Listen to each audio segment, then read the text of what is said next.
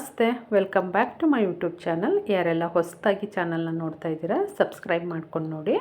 ಇವತ್ತಿನ ವಿಡಿಯೋದಲ್ಲಿ ಬನ್ನಿ ಮೊದಲಿಗೆ ಪುಟ್ಟದಾದಂಥ ಒಂದು ರಂಗೋಲಿ ಡಿಸೈನ್ನ ನೋಡ್ಕೊಂಡು ಬರೋಣ.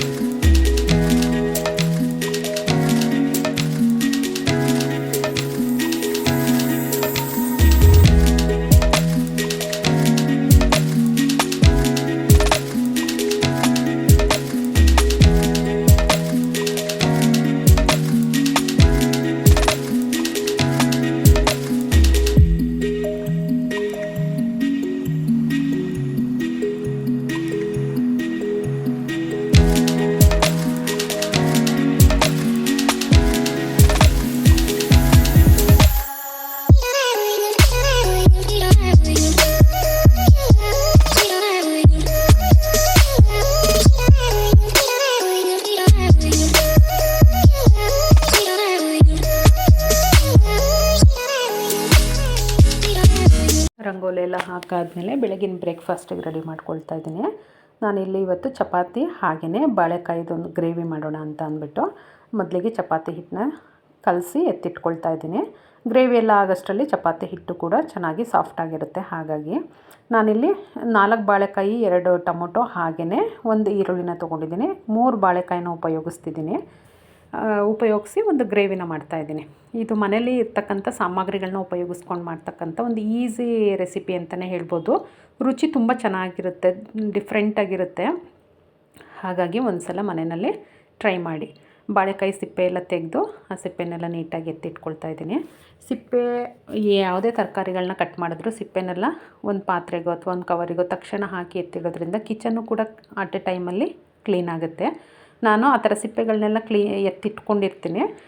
ಬೆಳಗಿನ ಬ್ರೇಕ್ಫಾಸ್ಟು, ಬೆಳಗಿನ ಕೆಲಸ ಎಲ್ಲ ಮುಗಿದ್ಮೇಲೆ ಪಾಟಲ್ಲಿ ಹಾಕ್ತೀನಿ. ಮಣ್ಣು ತೆಗೆದುಬಿಟ್ಟು ಮುಚ್ಚಿಬಿಡೋದ್ರಿಂದ ಏನಾಗುತ್ತೆ, ಒಳ್ಳೆ ಗೊಬ್ಬರ ಆಗುತ್ತೆ. ಹಸಿ ತರಕಾರಿಗಳದ್ದೆಲ್ಲ ಸಿಪ್ಪೆ ಈ ಥರದನ್ನೆಲ್ಲ ಹಾಕೋದ್ರಿಂದ.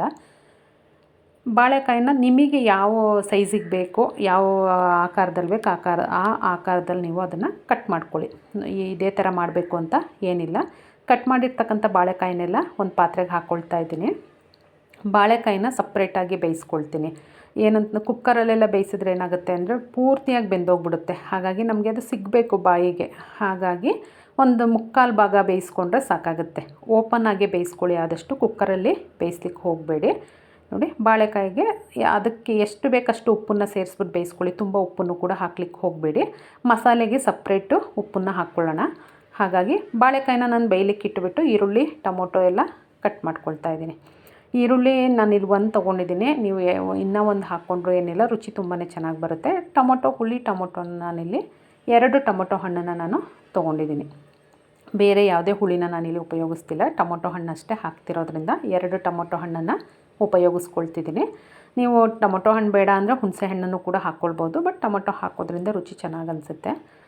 ತರಕಾರಿ ಎಲ್ಲ ಕಟ್ ಮಾಡಿ ಎತ್ತಿಟ್ಕೊಂಡಾದಮೇಲೆ ಸ್ಟವ್ ಮೇಲೆ ಒಂದು ಬಾಣಲೆ ಇಟ್ಕೊಂಡು ಒಂದು 2 ಸ್ಪೂನಷ್ಟು ಎಣ್ಣೆನ ಸೇರಿಸ್ಕೊಳ್ತಾ ಇದ್ದೀನಿ. ಎಣ್ಣೆ ಕಾದ ನಂತರ ಅದಕ್ಕೆ ಸಾಸಿವೆ, ಜೀರಿಗೆ, ಕಡಲೆಬೇಳೆ ಹಾಗೆ ಉದ್ದಿನಬೇಳೆ ಸ್ವಲ್ಪ ಹಾಕ್ಕೊಳ್ಳಿ, ತುಂಬ ಏನು ಬೇಡ. ಎಲ್ಲವನ್ನು ಹಾಕ್ಕೊಂಡಾದ್ಮೇಲೆ ಕಟ್ ಮಾಡಿ ಇಟ್ಕೊಂಡಿರ್ತಕ್ಕಂಥ ಈರುಳ್ಳಿನೂ ಕೂಡ ನಾನಿಲ್ಲಿ ಸೇರಿಸ್ಕೊಳ್ತಾ ಇದ್ದೀನಿ. ಈರುಳ್ಳಿ ಒಂದು ಅರ್ಧ ಫ್ರೈ ಆಗೋವರೆಗೂ ಫ್ರೈ ಮಾಡ್ಕೊಳ್ಬೇಕಾಗುತ್ತೆ. ಇದು ನಿಮಗೆ ದೋಸೆ, ಚಪಾತಿ, ಅನ್ನ ಇದಕ್ಕೆಲ್ಲ ಒಂದು ಒಳ್ಳೆ ರೊಟ್ಟಿ, ಒಳ್ಳೆ ಕಾಂಬಿನೇಷನ್ ಅಂತಲೇ ಹೇಳ್ಬೋದು. ನಾನಿಲ್ಲಿ ಒಂದು ಸ್ವಲ್ಪ ಮಸಾಲೆನೂ ಕೂಡ ಡಿಫ್ರೆಂಟಾಗಿ ಅನಿಸುತ್ತೆ. ಸೋಂಪೆಲ್ಲ ಯೂಸ್ ಮಾಡ್ತಿದ್ದೀನಿ. ಹಾಗಾಗಿ ಒಂದು 10-15 ಕರಿಬೇವು ಎಲೆಗಳನ್ನು ಕೂಡ ಸೇರಿಸ್ಕೊಂಡು ಫ್ರೈ ಮಾಡ್ಕೊಳ್ತಿದ್ದೀನಿ. ಇದಕ್ಕೆ ಕಟ್ ಮಾಡ್ಕೊಂಡಿರ್ತಕ್ಕಂಥ ಟೊಮೊಟೊ ಹಣ್ಣನ್ನು ಕೂಡ ನಾನಿಲ್ಲಿ ಹಾಕ್ಕೊಳ್ತಾ ಇದ್ದೀನಿ. ಟೊಮೊಟೊ ಹಣ್ಣು ಒಂದು 3/4 ಭಾಗ ಬೇಯೋವರೆಗೂ ನಾವಿಲ್ಲಿ ಹುರ್ಕೊಳ್ಬೇಕಾಗುತ್ತೆ. ಅದನ್ನು ಹಾಗೆ ಬೇಯಲಿಕ್ಕಿಟ್ಟು ಒಂದು ಮಸಾಲೆ ರುಬ್ಕೊಳ್ಳೋಣ. ಖಾರ ಹಾಗೆ ಕಲ್ಲರಿಗೆ ಮೆಣಸಿನ್ಕಾಯಿನ ಹಾಕ್ಕೊಂಡಿದ್ದೀನಿ. ಗುಂಟೂರು ಮತ್ತು ಬ್ಯಾಡಗಿ ಮೆಣಸಿನ್ಕಾಯಿನ, ಶುಂಠಿ ಹಾಗೆ ಬೆಳ್ಳುಳ್ಳಿ, ಒಂದು 2 ಇಂಚು ಶುಂಠಿ ಮತ್ತು ಬೆಳ್ಳುಳ್ಳಿ ಒಂದು 10 ಎಸಳು, ಚಕ್ಕೆ, ಲವಂಗ ಹಾಗೆಯೇ ಒಂದು 2 ಸ್ಪೂನಷ್ಟು ಸೋಂಪು, ಚಕ್ಕೆ ಒಂದು 2 ಇಂಚು, ಲವಂಗ 4 ಹಾಕ್ಕೊಂಡಿದ್ದೀನಿ. 1 ಕಪ್ಪಷ್ಟು ಹಸಿ ತೆಂಗಿನಕಾಯಿ ತುರಿನೂ ಕೂಡ ನಾನಿಲ್ಲಿ ಸೇರಿಸ್ಕೊಂಡಿದ್ದೀನಿ. ಇಷ್ಟನ್ನು ನೀರು ಹಾಕ್ಕೊಂಡು ನುಣ್ಣಗೆ ರುಬ್ಕೊಂಡು ಬರಬೇಕಾಗತ್ತೆ ನೋಡಿ. ಈ ಥರ ನುಣ್ಣಗೆ ರುಬ್ಕೊಂಡು ಈಗ ಇಲ್ಲಿ ಒಗ್ಗರಣೆಗೆ ಒಂದು ಅರ್ಧ ಸ್ಪೂನಷ್ಟು ಅರಶಿನದ ಪುಡಿನೂ ಕೂಡ ನಾನಿಲ್ಲಿ ಸೇರಿಸ್ಕೊಂಡು ಫ್ರೈ ಮಾಡ್ಕೊಳ್ತಾ ಇದ್ದೀನಿ. ನೋಡ್ತಿರ್ಬೋದು ಕಲ್ಲರಿಗೆ ಅಂತ ಹೇಳಿ ಅರಶಿನದ ಪುಡಿನ ಸೇರಿಸ್ಕೊಂಡಿದ್ದೀನಿ ನಾನಿಲ್ಲಿ. ಇದೆಲ್ಲ ನೀಟಾಗಿ ಫ್ರೈ ಆದಮೇಲೆ ನಾವು ಮಸಾಲೆನ ಹಾಕ್ಕೊಳ್ಬೇಕು. ಈಗಾಗಲೇ ಏನು ರುಬ್ಬಿಟ್ಕೊಂಡಿದ್ವಿ ಆ ಮಸಾಲೆನ ನಾವಿಲ್ಲಿ ಸೇರಿಸ್ಕೊಳ್ಬೇಕಾಗತ್ತೆ. ಮಸಾಲೆ ಹಸಿ ವಾಸನೆ ಹೋಗೋವರೆಗೂ ನಾವು ಫ್ರೈ ಮಾಡ್ಕೊಳ್ಬೇಕು. ಅದಾದಮೇಲೆ ನಾವು ಬೇಯಿಸಿಟ್ಕೊಂಡಿರ್ತಕ್ಕಂಥ ಬಾಳೆಕಾಯಿನ ಸೇರಿಸ್ಕೊಳ್ಬೇಕಾಗತ್ತೆ. ಹಾಗಾಗಿ ನೀರೇನು ಸೇರಿಸ್ತಾನೆ 1-2 ನಿಮಿಷ ಹಾಗೇ ಫ್ರೈ ಮಾಡ್ಕೊಳ್ಳಿ. ಹಸಿ ವಾಸನೆ ಹೋಗೋವರೆಗೂ ನೀರೇನು ಸೇರಿಸ್ದೆ ಫ್ರೈ ಮಾಡ್ಕೊಳ್ಬೇಕಾಗತ್ತೆ. ಅದಾದಮೇಲೆ ಮಿಕ್ಸಿ ಜಾರನ್ನ ತೊಳೆದು 1 ಲೋಟದಷ್ಟು ನೀರನ್ನು ನಾನಿಲ್ಲಿ ಸೇರಿಸ್ಕೊಳ್ತಾ ಇದ್ದೀನಿ. ನೋಡ್ತಿರ್ಬೋದು ನೀವು. ಇವಾಗ ಇದು 1 ಕುದಿ ಬರೋವರೆಗೂ ಹಾಗೇ ಬೇಯಿಸ್ಕೊಳ್ಬೇಕಾಗತ್ತೆ. ಹಸಿ ವಾಸನೆನೂ ಕೂಡ ಹೋಗುತ್ತೆ ಮಸಾಲೆದು. 1 ಕುದಿನೂ ಕೂಡ ಬಂದಿದೆ ನೋಡ್ತಿರ್ಬೋದು ನೀವು. ಇವಾಗ ಇಲ್ಲಿ ಬೇಯಿಸ್ಕೊಂಡಿರ್ತಕ್ಕಂಥ ಬಾಳೆಕಾಯಿನ ನಾನಿಲ್ಲಿ ಸೇರಿಸ್ಕೊಳ್ತಾ ಇದ್ದೀನಿ ನೋಡಿ. ಬಾಳೆಕಾಯಿ ಮುಕ್ಕಾಲು ಭಾಗ ಅಷ್ಟೇ ಬೆಂದಿದೆ, ತುಂಬ ಬೇಯಿಸ್ಲಿಕ್ಕೆ ಹೋಗಬೇಡಿ. ತುಂಬ ಬೆಂದರೆ ಏನಾಗುತ್ತೆ ನಮಗೆ ಬಾಯಿಗೆ ಸಿಗಲ್ಲ ಬಾಳೆಕಾಯಿ. ಹಾಗಾಗಿ ಕುಕ್ಕರಲ್ಲಂತೂ ಕೂಗಿಸ್ಲಿಕ್ಕೆ ಹೋಗಬೇಡಿ. ಈ ಥರ ಓಪನ್ನಾಗೆ ಬೇಯಿಸ್ಕೊಂಡು ಸೇರಿಸ್ಕೊಳ್ಳಿ. ಅಥವಾ ನೀವು ಒಗ್ಗರಣೆ ಹಾಕ್ತಿರಲ್ಲ ಆವಾಗ ಈರುಳ್ಳಿ ಒಟ್ಟಿಗಾದ್ರೂ ಹಾಕಿ ಬೇಯಿಸ್ಕೊಳ್ಬೋದು. ರುಚಿಗೆ ತಕ್ಕಷ್ಟು ಉಪ್ಪು ಹಾಗೆ ಕೊತ್ತಂಬರಿ ಸೊಪ್ಪನ್ನು ಕೂಡ ನಾನಿಲ್ಲಿ ಸೇರಿಸ್ಕೊಂಡಿದ್ದೀನಿ. ಉಪ್ಪು ನೋಡ್ಕೊಂಡು ಹಾಕ್ಕೊಳ್ಳಿ. ಯಾಕೆ ಅಂತಂದರೆ ಈಗ ಆಲ್ರೆಡಿ ನೀವು ಬಾಳೆಕಾಯಿ ಬೇಯಲಿಕ್ಕೆ ಅಂತ ಅಂದ್ಬಿಟ್ಟು ಉಪ್ಪನ್ನು ಸೇರಿಸ್ಕೊಂಡಿರ್ತೀರ. ಹಾಗಾಗಿ ನೋಡಿಕೊಂಡು ಸೇರಿಸ್ಕೊಳ್ಳಿ. ಕನ್ಸಿಸ್ಟೆನ್ಸಿ ನೋಡಿಕೊಂಡು ಸ್ವಲ್ಪ ಬೇಕಂತ ಅಂದರೆ ನೀರನ್ನು ಹಾಕ್ಕೊಂಡು ಗ್ರೇವಿ ಟೈಪಲ್ಲಿ ಮಾಡ್ಕೊಳ್ಬೋದು. ತುಂಬ ಅಂದರೆ ತುಂಬ ಚೆನ್ನಾಗಿರುತ್ತೆ ರುಚಿ. ಒಂದು ಸಲ ಈ ಥರ ಟ್ರೈ ಮಾಡಿ. ನಾನಿಲ್ಲಿ ಬೆಳಗಿನ ಬ್ರೇಕ್ಫಾಸ್ಟಿಗೆ ಚಪಾತಿ, ಬಾಳೆಕಾಯಿ ಗ್ರೇವಿ ಹಾಗೆಯೇ ಕಾಬೂಲ್ ಕಡಲೆಕಾಯ್ದು ಹುಸ್ಲಿ ಥರ ಮಾಡ್ಕೊಂಡಿದ್ದೆ. ನಮ್ಮದೆಲ್ಲ ಬ್ರೇಕ್ಫಾಸ್ಟೆಲ್ಲ ಮುಗಿಸ್ಕೊಂಡು ಮಗನಿಗೂ ಕೂಡ ಲಂಚ್ ಬಾಕ್ಸ್ ಎಲ್ಲ ರೆಡಿ ಮಾಡಿ ಅವನನ್ನು ಕೂಡ ಸ್ಕೂಲಿಗೆ ಕಳಿಸಿದ್ದಾಯಿತು. ಹಾಗೆಯೇ ಸೊಪ್ಪೆಲ್ಲ ತೊಗೊಬಂದಿದ್ದೆ. ಎಲ್ಲವೂ ಒಟ್ಟಿಗೆ ಊರಿಂದ ತರಿಸ್ಕೊಂಡಿದ್ದೆ. ಹಸ್ಬೆಂಡ್ ಊರಿಗೆ ಹೋಗಿದ್ರು. ಹಾಗಾಗಿ ಮೆಂತ್ಯ, ಪಾಲಕ್ಕು, ಕೆಂಪು ದಂಟು ಹಾಗೆಯೇ ಕೊತ್ತಂಬರಿ ಸೊಪ್ಪು ಎಲ್ಲ ಒಟ್ಟಿಗೆ ಎಲ್ಲನೂ ಕ್ಲೀನ್ ಮಾಡಿ ಇಟ್ಕೊಳ್ಬೇಕು ಅಂತ ಅಂದರೆ ಸ್ವಲ್ಪ ಬೇಜಾರಾಗುತ್ತೆ ಒಂದೇ ಸಲ ಕ್ಲೀನ್ ಮಾಡಬೇಕು ಅಂದರೆ. ಫ್ರೆಂಡ್ಸ್ ಎಲ್ಲ ನಾವು ಒಟ್ಟಿಗೆ ಒಂದು 3-4 ಜನ ಒಂದೊಂದು ಸಲ ಯಾವಾಗಲಾದರೂ ಸೇರ್ತಿರ್ತೀವಿ. ಅವಾಗೇನು ಮಾಡ್ತೀವಿ ಅಂತ ಅಂದರೆ ಈ ಥರ ಕಾಳುಗಳನ್ನ ಕ್ಲೀನ್ ಮಾಡ್ಕೊಳ್ಳೋದಾಗ್ಬೋದು, ಸೊಪ್ಪು ಕ್ಲೀನ್ ಮಾಡ್ಕೊಳ್ಳೋದು, ಈ ಥರ ಕೆಲಸಗಳನ್ನ ಮುಗಿಸ್ಕೊತೀವಿ. ಮಾತು ಮುಗಿಯುತ್ತೆ, ಅಟ್ ಎ ಟೈಮಲ್ಲಿ ಕೆಲಸನೂ ಕೂಡ ಆಗುತ್ತೆ. ಸೊಪ್ಪು ಕ್ಲೀನ್ ಮಾಡೋದು ಅಥವಾ ಹುರುಳಿಕಾಳಿದ್ರೆ ಆ ಥರ ಕ್ಲೀನ್ ಮಾಡ್ಕೊಳ್ಳೋದಾಗ್ಬೋದು. ಈ ಸ್ಯಾರಿ ಫಾಲೆಲ್ಲ ಆಗಿದ್ದರೆ ಅದನ್ನು ಹೆಮ್ಮಿಂಗ್ ಮಾಡ್ಕೊಳ್ಳೋದು, ಬ್ಲೌಸ್ ಸ್ಟಿಚ್ ಆಗಿದ್ರೆ ಅದನ್ನು ಕೂಡ ಹುಕ್ಕು, ಈ ಥರ ಎಲ್ಲ ಏನು ಚಿಕ್ಕ ಪುಟ್ಟ ಕೆಲಸ ಕೂತ್ಕೊಂಡು ಮಾತಾಡ್ಕೊಂಡು ಮಾಡೋ ಥರ ಏನು ಕೆಲಸ ಇರುತ್ತೆ ಅದಷ್ಟು ಕೆಲಸನೂ ಕೂಡ ನಾವು ಆ ಟೈಮಲ್ಲಿ ಮಾಡ್ಕೊಳ್ತೀವಿ. ಹಾಗಾಗಿ ನಾನು ಸೊಪ್ಪಿತ್ತಲ್ಲ ಎಲ್ಲ ಕ್ಲೀನ್ ಮಾಡಿ ಮುಗಿಸ್ಕೊಂಡೆ ಆ ಟೈಮಲ್ಲಿ. ಒಂದು ವಾರಕ್ಕಾಗಷ್ಟು ಸೊಪ್ಪೆಲ್ಲ ನೀಟಾಗಿ ಕ್ಲೀನ್ ಆಯಿತು. ಅಂದರೆ ನಮಗೆ ಅಡುಗೆ ತಿಂಡಿ ಮಾಡುವಾಗ ಯೋಚನೆ ಇರೋಲ್ಲ ಕ್ಲೀನ್ ಮಾಡಿ ನೀಟಾಗೆಲ್ಲ ಇಟ್ಕೊಂಡ್ವಿ ಅಂತ ಅಂದರೆ. ನೋಡ್ತಿದ್ರಲ್ಲ ಎಲ್ಲನೂ ಕ್ಲೀನ್ ಮಾಡಿ ಎತ್ತಿಟ್ಕೊಂಡು ಈ ಕೆಲಸನೂ ಕೂಡ ಮುಗಿಸ್ಕೊಂಡಿದ್ದಾಯಿತು. ಇದಾದಮೇಲೆ ನಾನು ಸಂಜೆ ಸ್ನ್ಯಾಕ್ಸಿಗೆ ಅಂತೇಳಿ ಒಂದು ಕಸ್ಟರ್ಡ್ನ ಮಾಡಿದ್ದೀನಿ. ಆ ರೆಸಿಪಿನ ನಾನಿಲ್ಲಿ ತೋರಿಸ್ತಾ ಹೋಗ್ತೀನಿ ಬನ್ನಿ. ಈ ಸೊಪ್ಪನ್ನೆಲ್ಲ ನೀಟಾಗಿ ಒಂದು ಕವರಿಗೆ ಸಪ್ರೇಟ್ ಹಾಕ್ಕೊಂಡು ಅದನ್ನು ಎತ್ತಿಟ್ಕೊಳ್ತಾ ಇದ್ದೀನಿ. ನೋಡ್ತಿರ್ಬೋದು ನೀವು. ಹಾಗೆಯೇ ಅದ್ರದ್ದು ಏನು ಬೇರು ಮತ್ತು ದಿಂಡು ಬರುತ್ತೆ ಇದನ್ನು ಕೂಡ ವೇಸ್ಟನ್ನೆಲ್ಲ ಪಾಟಿಗೆ ಹಾಕ್ಕೊಂಡ್ರೆ ಒಳ್ಳೆ ಗೊಬ್ಬರ ಆಗುತ್ತೆ.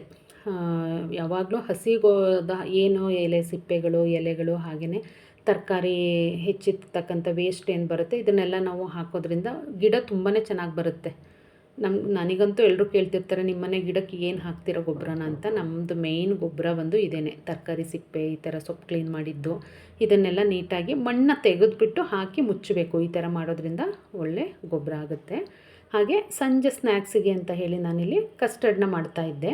ಒಂದು 2-3 ಥರದ ಹಣ್ಣಿತ್ತು, ಅದನ್ನೇ ಉಪಯೋಗಿಸ್ಕೊಂಡು ಈಸಿಯಾಗಿ ಮಾಡೋಣ ಅಂದ್ಬಿಟ್ಟು ಮಾಡ್ತಿದ್ದೆ. ನಾನಿಲ್ಲಿ ಮ್ಯಾಂಗೋ ಕಸ್ಟರ್ಡ್ನ ಮಾಡ್ತಿರೋದು. ಮೊದಲಿಗೆ ಹಾಲನ್ನ ಕಾಯ್ಲಿಕ್ಕೆ ಇಟ್ಕೊಂಡು ಅದಕ್ಕೆ ಒಂದು 2 ಸ್ಪೂನಷ್ಟು ಕಸ್ಟರ್ಡ್ ಪೌಡ್ರಿಗೆ ನೀರನ್ನ ಮಿಕ್ಸ್ ಮಾಡಿ ಹಾಕಿ ಹಾಲಿಗೆ ಮಿಕ್ಸ್ ಮಾಡ್ಕೊಳ್ತಾ ಇದ್ದೀನಿ. ಇದು 1 ಕುದಿ ಬಂದ ತಕ್ಷಣ ಇದನ್ನು ಆಫ್ ಮಾಡಿಬಿಟ್ಟು ಎತ್ತಿಟ್ಕೊಳ್ಳೋಣ. ನಾವು ಇಲ್ಲಿ ಸಕ್ಕರೆ ಹಾಕೋದಾದರೆ ಈ ಟೈಮಲ್ಲಿ ಸೇರಿಸ್ಕೊಳ್ಬೇಕಾಗುತ್ತೆ. ನಾನಿಲ್ಲಿ ಬೆಲ್ಲನ ಉಪಯೋಗಿಸ್ಕೊಳ್ತಿರೋದ್ರಿಂದ ಲಾಸ್ಟಲ್ಲಿ ಹಾಕ್ಕೊಳ್ತೀನಿ.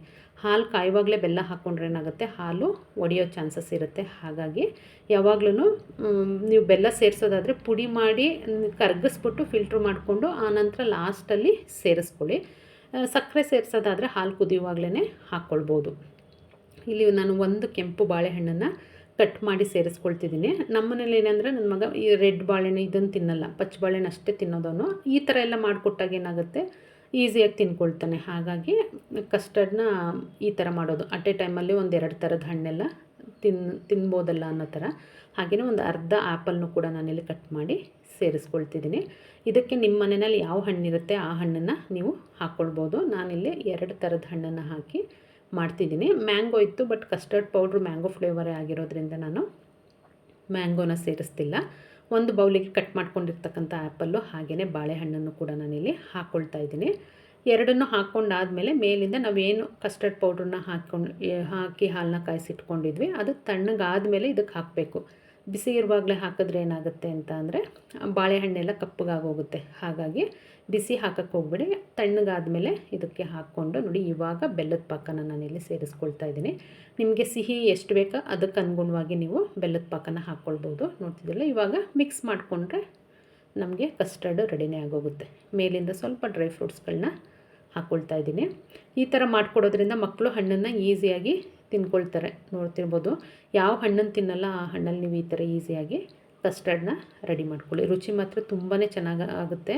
ಈ ಮಾಡೋದು ಈಸಿ, ಇಂಗ್ರೀಡಿಯೆಂಟ್ ಕೂಡ ತುಂಬಾ ಕಡಿಮೆ, ಬಟ್ ರುಚಿ ತುಂಬ ಚೆನ್ನಾಗಾಗುತ್ತೆ. ಹಾಗೆಯೇ ಅದ್ರ ಜೊತೆಗೆ ಸ್ವಲ್ಪ ಹಲಸಿನಕಾಯಿ ಇತ್ತು. ಒಂದು ಹಣ್ಣು ಅಲ್ಲ, ಈ ಕಡೆ ಕಾಯೂ ಅಲ್ಲ, ಆ ಥರ ಒಂದು 80% ಹಣ್ಣಾಗಿತ್ತಲ್ಲ ಅದು. ಅದರಲ್ಲಿ ಅಷ್ಟು ಚೆನ್ನಾಗಿ ಬರಲ್ಲ ಚಿಪ್ಸು ಅಂದ್ರೂ ಚಿಪ್ಸ್ ಮಾಡಿಕೊಡಿ ಅಮ್ಮ, ಅದು ಕಟ್ಟ ಮಿಟ್ಟ ಥರ ಬರುತ್ತೆ, ಸ್ವಲ್ಪ ಸಿಹಿ ಸ್ವಲ್ಪ ಸಪ್ಪೆ ಆ ಥರ ಬರೋದ್ರಿಂದ ಚೆನ್ನಾಗಿ ಅನಿಸುತ್ತೆ ಅಂಥೇಳಿ. ಹಾಗಾಗಿ ಒಬ್ಬನಿಗಾಗೋಷ್ಟು ಮಾತ್ರ ಹಲಸಿನಕಾಯಿ ಚಿಪ್ಸ್ನ ಮಾಡ್ಕೊಳ್ತಿದ್ದೀನಿ. ಹಾಗಾಗಿ ನಾನು ಇಲ್ಲಿ ಡೀಟೇಲಾಗಿ ಏನು ತೋರಿಸಿಲ್ಲ, ಜಸ್ಟ್ ಹಾಗೆ ಕಟ್ ಮಾಡಿ ಎಣ್ಣೆಗೆ ಹಾಕಿ, ನಮಗೆ ಅದು ಉಪ್ಪು ಬೇಕಲ್ವ, ಒಂದು ಬೌಲಿಗೆ ಸ್ವಲ್ಪ ಉಪ್ಪು ಹಾಕಿ ನೀರು ಹಾಕಿ ಹಲಸಿನಕಾಯಿ ಬೇಯುವಾಗಲೇ ಹಾಕ್ಕೊಳ್ಬೇಕು ಎಣ್ಣೆಯಲ್ಲಿ. ಈ ಥರ ಹಾಕೋದ್ರಿಂದ ಹಲಸಿನಕಾಯಿಗೆ ಉಪ್ಪು ನೀಟಾಗಿ ಹಿಡಿಯುತ್ತೆ. ಅದು ಸ್ವಲ್ಪ ಹಣ್ಣಿನ ಕಾಯಿ ಆಗಿದ್ದರಿಂದ ಬೇಗ ಸೀತಿದೆ, ನೋಡ್ತಿರ್ಬೋದು ನೀವು. ಮತ್ತು ಎಣ್ಣೆನೂ ಕೂಡ ಸ್ವಲ್ಪ ಕಡಿಮೆನೇ ಹಾಕಿದ್ದೀನಿ. ಹಾಗಾಗಿ ಒಂದು ಸಲ ಫ್ರೈ ಮಾಡಿಕೊಂಡು ಮತ್ತೊಂದು ಸಲ ಹಾಕಬೇಕಾಗುತ್ತೆ. ಆವಾಗ ತುಂಬ ಕ್ರಿಸ್ಪಾಗಿ ಬರುತ್ತೆ. ಇಲ್ಲ ಅಂತಂದರೆ ಸ್ವಲ್ಪ ಮೆತ್ತಗಿರುತ್ತೆ. ಒಂದು ಸಲ ಒಂದು ಮುಕ್ಕಾಲು ಭಾಗ ಫ್ರೈ ಮಾಡಿಕೊಂಡು ಸ್ವಲ್ಪ ಹೊತ್ತು ಬಿಟ್ಟು ಮತ್ತೆ ಅದೇ ಎಣ್ಣೆಗೆ ಹಾಕ್ಕೊಂಡ್ರೆ ನೋಡಿ ಹಲಸಿನಕಾಯಿ ಚಿಪ್ಸು ರೆಡಿ ಆಗುತ್ತೆ. ಅದಾದಮೇಲೆ ನಾನು ಇದು ಮಧ್ಯಾಹ್ನ ಒಂದು 4 ಸ್ಯಾರಿಗೆ ಫಾಲ್ ಹಾಕಿದ್ದೆ. ಅದನ್ನೇನು ವೀಡಿಯೋ ಮಾಡ್ಕೊಂಡಿಲ್ಲ, ಜಸ್ಟ್ ಹಾಗೆ ಸ್ಯಾರಿಗಳನ್ನ ತೋರಿಸ್ತಿದ್ದೀನಿ. ನೋಡ್ತಿರ್ಬೋದು, ಇದು ಯಾವುದೂ ಕುಚ್ಚಿಲ್ಲ, ಬರೀ ಜಿಗ್ಸಾಗು ಫಾಲ್ ಮಾತ್ರ. ಕೆಲವೊಂದು ಸ್ಯಾರಿಲಿ ಅದರಲ್ಲೇ ಕುಚ್ಚು ಬಂದಿದೆ, ಹಾಗಾಗಿ ಅವರು ಜಿಗ್ಸಾಗ್ ಫಾಲ್ ಮಾತ್ರ ಹೇಳಿದರು. ನೋಡಿ, ಇದು ಬಂದು ಇವತ್ತಿನ ವಿಡಿಯೋ ಆಗಿತ್ತು. ಯಾರೆಲ್ಲ ಹೊಸದಾಗಿ ಚಾನಲ್ನ ನೋಡ್ತಾ ಇದ್ದೀರಾ ಸಬ್ಸ್ಕ್ರೈಬ್ ಮಾಡಿಕೊಂಡು ಸಪೋರ್ಟ್ ಮಾಡಿ.